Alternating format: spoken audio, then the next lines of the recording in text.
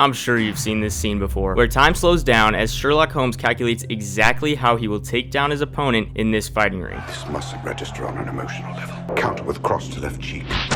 Discombobulate. This calculation happens within a few seconds in real time, and once he's got it down, he executes it exactly. By doing this, he essentially knows how he's going to win the fight before it even starts. Sherlock Holmes is a fictional character, but is having this kind of premeditation possible in real life? To answer that, I've broken down the steps to how this whole fighting scene goes down and analyzed how realistic each part of it is. Obviously, the last part's the most important. I made it glow. And through that framework, I've determined the exact way to actually premeditate like this in a fight. So, the scene starts with Sherlock acting super cocky in the fighting ring. He's dodging all of this guy's attacks and applauding and essentially teasing him. Instead of really fighting back, he's slapping him. It's literally like he's playing with his food. Despite this guy being much heavier and stronger, Sherlock is able to just toy around with him. At some point, everyone's yelling at Sherlock to fight back instead of screwing around, and the big guy punches him while his back's turned. Sherlock gets up and says, "We're done. You've won, congratulations." Because Rachel McAdams winked at him. Sherlock Holmes and I are the same in more ways than one. Then, as he's walking away, everyone's getting mad, and the big guy says, "Oh, we ain't done yet," and spits at the back of his head. Boom. This guy never should have done that. This is where Sherlock begins his premeditation. The first thing he does is he says, This mustn't register on an emotional level. This is something I really like that people tend to skip over. He doesn't take the spit at the back of the head personally, so he can ensure that he keeps a clear mind. He now knows he must discombobulate this guy, and if he gets emotional, it will hinder his ability to think clearly. So he ensures he's going to remain calm and starts calculating. He starts with throwing a handkerchief to distract his opponent. Just to note, this is part of a martial art created in the Victorian times, bartitsu, where artifice or trickery is used. Sherlock then blocks his blind jab, counters, and then discombobulate. After removing his combobulation, he blocks a wild haymaker. In this premeditation, Sherlock knows how his opponent is going to react, and he calls it a wild haymaker. Dazed, he'll attempt wild haymaker. He calls his next punch a feral left. Block feral left. He's analyzed his opponent enough to know his style of fighting, which is erratic and punchy, you know? Something super important that also seems to get missed. So as he's breaking down his opponent, he's mainly using punches. And body shot. Traumatized solar plexus. Except for an elbow, a kick, and when he decides to discombobulate. So, he's trained in boxing, or I guess specifically British boxing within Bartitsu, which also has jujutsu, cane fighting, and savate, but I'm only focused on boxing here. So he's an expert on boxing, likely studies the sport and trains it, and then pressure tests it like he's essentially doing here. So let me quickly do a rendition of the whole fight scene. He keeps his head calm, he throws the handkerchief, punches left cheek, discombobulates, Discombobulate. body shot, elbows his jaw, now fracture. Breaks his ribs, hits his solar plexus. By the way, a hit to the solar plexus causes the wind to get knocked out of you. Super painful and you can't really breathe. Dislocate jaw entirely. Heel kick to diaphragm. He determines how long it will take for this guy to recover physically and psychologically, and then completes his calculation. Capacity to spit it back of head. Neutralized. Did you catch that last part? Everything he just did, the jaw, the ribs, the solar plexus, the diaphragm, was also he couldn't spit at the back of his head anymore. This is super interesting because Sherlock Holmes had a goal in mind. Okay, I know I said that staying calm and analyzing your opponent is important, but this part is seriously, genuinely, actually important. And you might be thinking, what? How is having a goal in mind for a fight emphasized on the scale of importance? Like, what does that even mean? Like, the goal should just be like, hurt them. I'm going to explain in a sec, but think about decisiveness when it comes to having a goal versus not having one. So, he keeps a clear mind, analyzes his opponent, knows how to box, and has a goal in mind. Now, I want to dive in if any of this is actually possible. These 4 things are the key parts to achieving this kind of premeditation. It's actually much more practical than you think. Obviously, time is not going to slow down while you narrate to yourself every single move you'll make, but mastering each aspect of these 4 things can achieve this level of awareness and confidence. And you may think I'm joking, but just keep listening. First off, we need to have an overarching theme of eliminating the need to make decisions during the action. This is why Sherlock makes all of his decisions beforehand, so the only thing left is to execute what he's decided. So we need to become an expert in these 4 things. We're trying to eliminate decision making, so having a level head makes sure you don't make wrong or stupid decisions. There's a simple switch that flips this. Complete detachment from the personal component and just looking at the facts and logic of the situation. He spit at my head. I need to make sure he can't do that again. He tried to kill me. so I gotta return the favor. No emotion. If you've ever played a sport and make a mistake or something trips you up and you start to get angry, you'll know what I'm talking about. You get mad, make some rash decision, so you mess up again, and now you're more angry, on and on and on. It's a negative feedback loop. Now imagine that's happening, but you're in a fighting ring like this. You're toast, and you'll get genuinely hurt. That's what happened to the big guy, is he was getting mad and threw these predictable punches because of it. And then Sherlock was able to predict those punches mainly because the guy has a style of fighting. The same thing goes for playing a sport. Teams will watch their opponent on film to see what they typically do and how to counter it. Paying attention to how the opponent fights and then being able to predict what they do from that style, like block fair left, he'll attempt wild haymaker, employ elbow block, creates a framework where you can predict what you should do next in response to what they do. Thus, it eliminates more decisions. Everyone has a fighting style, and a little bit of analysis is all it takes to get a general idea. Like Sherlock, he's trained in boxing. Sherlock's got his main methods of fighting down, and he's for sure done enough sparring, so he's got a general idea of how to approach every situation in a fight. And because he's trained well, his technique is dialed in. He's eliminated any need for mental corrections or decisions. Okay, so you may not understand what the huge whoop is about decision making, why it's important to decrease it as much as possible, and how it all connects to Sherlock Holmes. Take a scenario where you're exchanging blows like Sherlock here, and as a punch is whirling towards you, you're thinking,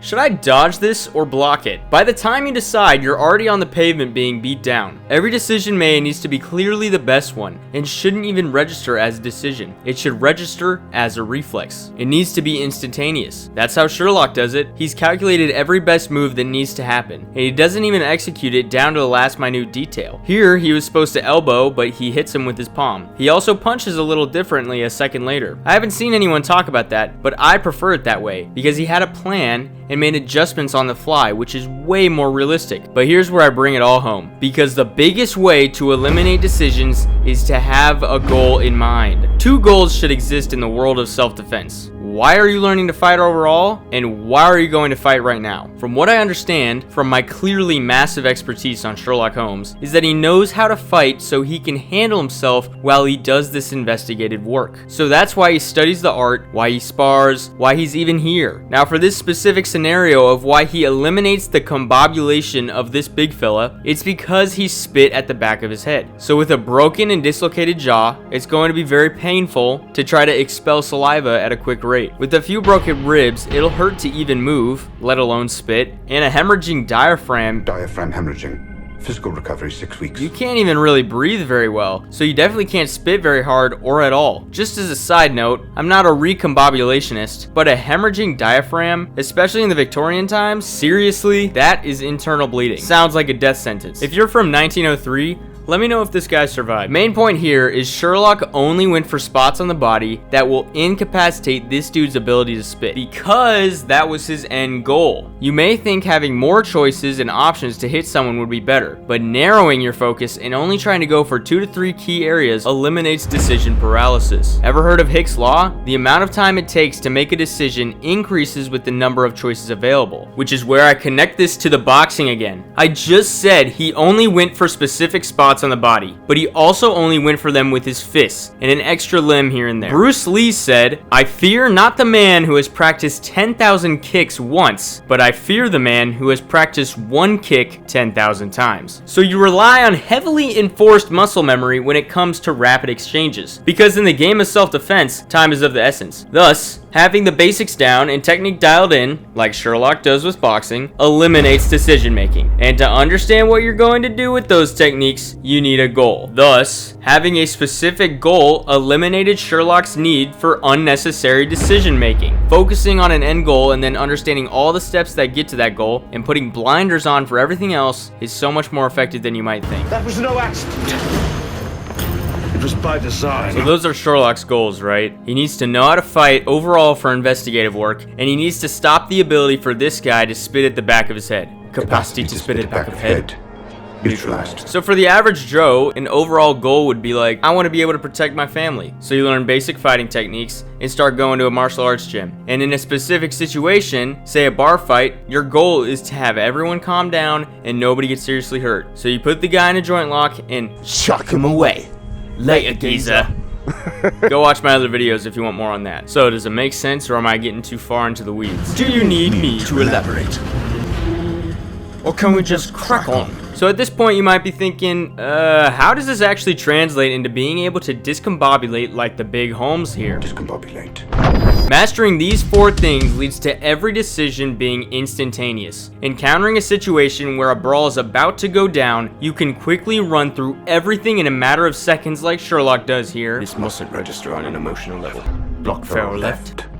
Weaken right jaw. Break cracked ribs. Capacity to spit it back of head. Neutralized. Then, when the brawl is actually happening, you have no more decisions left to make. It is just pure execution. You've done everything you need to. Now we have everything down regarding eliminating decision making. But even though this creates a general framework in our mind, like, okay, I'll stay calm, he'll probably throw a haymaker, I'll counter in the ribs, that'll stop him from spitting again. This doesn't mean everything goes to plan. Like I said, we have the framework so our reactions are instantaneous. And to take this instantaneous muscle memory to the next level, we practice the final part of this fight scene. Remember the glowing one from the beginning? You know it's important because it's glowing. It's been staring at you this entire time. It's the theme that's been here in every single way except for me verbally saying it. Visualization.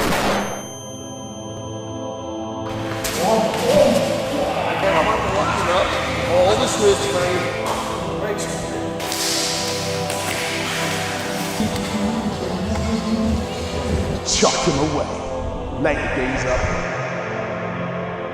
Make the gaze up. If you want to be average, just do these 4 things. If you want to be exceptional, you have to visualize. Get so good at visualizing that the silent moments in your waking day are filled with natural thoughts of you visualizing. You visualize the winning, the losing, every single scenario. This is a 5-second pre-fight exercise like Sherlock Holmes does here, but really it's a lifestyle exercise. You might be watching this like, wait, you want me to think? I think all the time. Yeah, I chill all the time. But do you think with intention? Before every fight, Conor McGregor would visualize every single move. Same with Floyd Mayweather, Muhammad Ali, LeBron, Michael Phelps, Ronaldinho, on and on and on and on. You are literally training your nervous system to execute under high pressure scenarios. The power of the mind is half or arguably the majority of the equation in fighting. That's what this whole scenario is, the power of the mind. This whole video is about Sherlock thinking about the fight, not doing it. It's everything in mental preparation to take down the big guy. He visualized the whole thing. Okay, I think I've said my piece. Also, I haven't seen this entire movie. I just know this scene and minimal context. So if I got anything wrong about Sherlock Holmes, let me know. But my knowledge of the character itself doesn't really extend far past this scene. Also, I really like this clip from the movie. To which the barman says, "May I push in your stool?" I don't know why. Robert Downey Jr. plays this character so well. He's a great actor overall, but this scene just speaks to me somehow. I can't explain it. To which the barman says, "May I push in your stool?" Lastly, I'd like to talk about the raid. I see your comments and just know it's coming. Can't say when, but it's coming. Anyway, great fight scene. Start visualizing. New video soon. Peace.